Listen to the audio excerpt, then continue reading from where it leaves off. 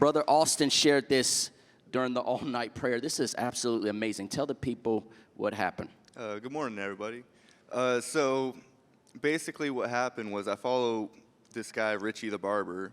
I have a picture if it's okay to put up. I already told producer. So y'all might not know him, but he's absolutely wild. He's got clown tattoos on his face. I follow him forever. He was on Ridley's Believe It or Not. He was on American Idol, not American Idol, America's Got Talent. He's done crazy things. And basically what happened was he said, I'm thinking about getting baptized on Sunday. And this was the last night of conference. So I made a post. I said, yeah, man, that's cool. I'm so proud of you. And he responded. And I was like, yo, he responded. Like, that made me so happy. I wanted to give a B a high five. Like, that was crazy. So I went, he basically gave me a testimony on how he's a year and a half sober. And I was like, wow, that's amazing. So I was going to go and record a testimony for him.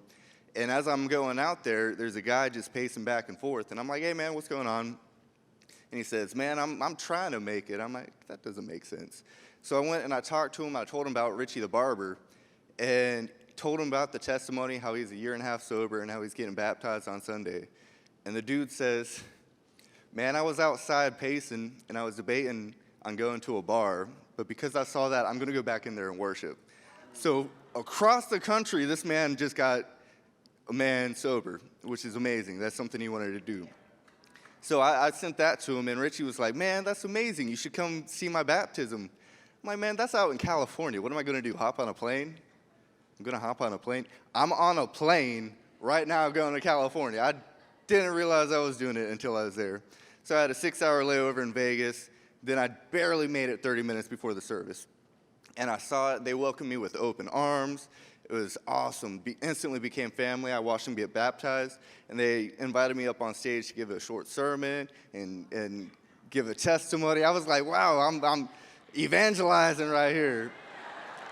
I never thought I would do it because I was just like him. I used to be crazy. I used to live a life of sin. And now I'm saved. I'm watching people get saved. So it's amazing. And so, Thank you, Lord. So basically, whenever I had my first layover in Vegas, I was like, man, this place is gross. It's sticky. Like, I don't want to touch anything. I'm just going to stay in the airport for 6 hours until it's time for California. Well, on the way back, I had a 12-hour layover. I was like, okay, I see what's going on. So I went and got a hotel and laid my bags down, took a shower, and I just explored. You know, I just tried to have a good time. It was a little bit better than I thought it was going to be, a little bit cleaner in the daytime.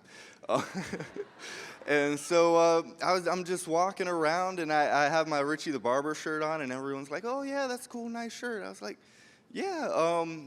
Started talking about Richie the Barber and how he just got saved and everything else. And before I know it, I'd be like, hey, by the way, you know, do you have Jesus in your heart?